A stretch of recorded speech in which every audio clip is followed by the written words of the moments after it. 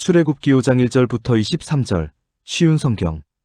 모세와 아론은 백성에게 이야기를 다 하고 나서 파라오에게 가서 말했습니다. 이스라엘의 하나님이신 여호와께서 이렇게 말씀하셨습니다.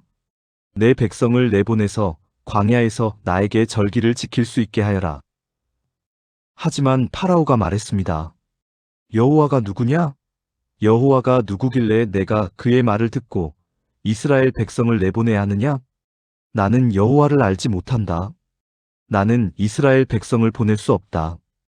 그러자 모세와 아론이 말했습니다. 히브리 사람들의 하나님께서 우리에게 나타나셨습니다. 그러니 우리를 3일 길쯤 광야로 나가게 해주십시오. 그곳에서 우리의 하나님이신 여호와께 제사를 드리겠습니다. 그렇게 하지 않으면 여호와께서 우리를 병으로 죽게 하시거나 칼로 치실 것입니다. 그러나 이집트 왕이 모세와 아론에게 말했습니다. 모세와 아론아, 너희는 왜 백성을 데려가서 일을 못하게 하려고 하느냐? 가서 너희 일이나 하여라.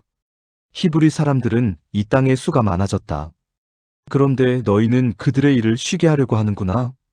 바로 그날 파라오는 노예 감독과 작업 반장들에게 명령을 내렸습니다.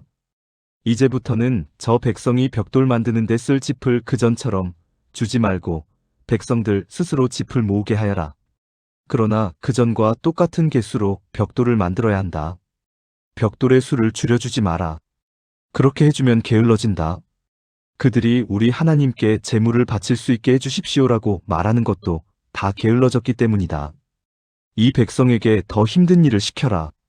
일하느라고 바빠서 모세의 거짓말을 귀담아 들을 틈이 없게 만들어라. 그리하여 노예 감독과 작업 반장들은 이스라엘 백성에게 가서 말했습니다. 파라오께서 이렇게 말씀하셨다.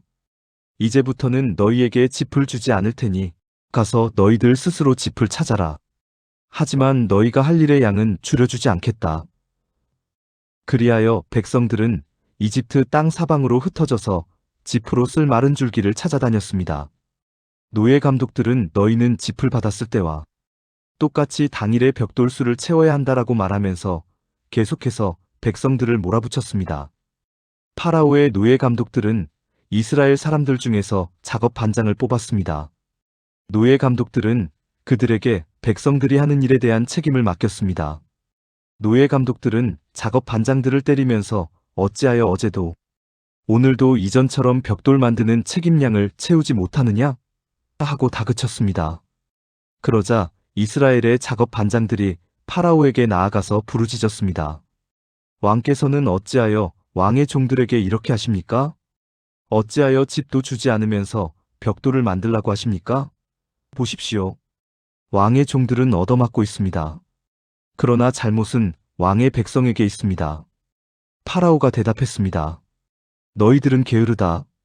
정말 게으르다. 너희가 일하기 싫으니까 이곳을 떠나 여호와께 제물을 바치러 가자고 그러는 것이다. 당장 돌아가서 일을 하여라. 너희에게는 짚을 주지 않겠다. 하지만 너희는 그전과 똑같은 수의 벽돌을 만들어야 한다.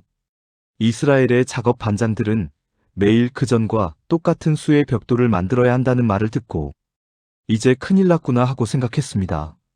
그들은 파라오를 만나고 돌아가는 길에 모세와 아론을 만났습니다. 모세와 아론은 그들을 기다리고 있었습니다. 작업 반장들이 모세와 아론에게 말했습니다.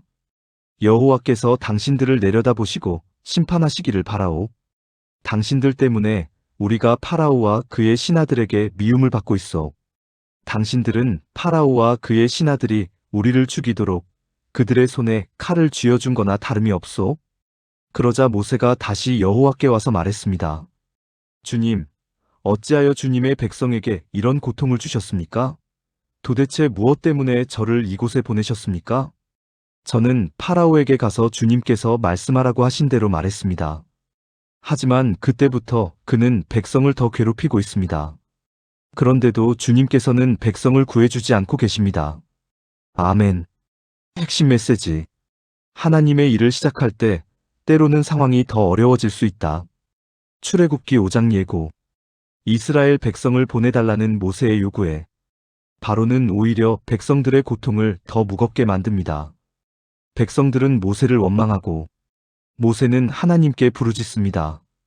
과연 하나님은 이 상황에서 어떻게 역사하실까요?